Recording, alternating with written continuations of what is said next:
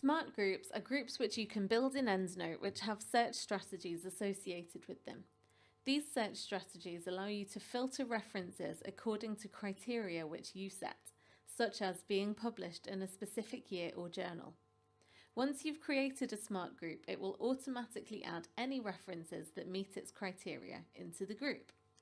To create a smart group, first of all, display the references that you want to search. This is usually the All References option. Then go to the Groups menu and select Create Smart Group. A search box is going to appear. First of all, enter a name for your group and then start building up the search. For this video, I'm going to say that the title should contain the word vitamin, and I'm also going to add a new field and say, or the abstract can contain the word vitamin as well. You can enter up to 10 different criteria fields.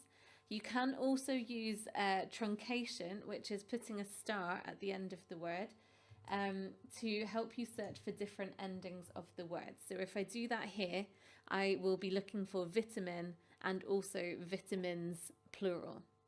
You can use and or down the side to change how you combine the different criteria. When you've finished entering all of your criteria, click Create,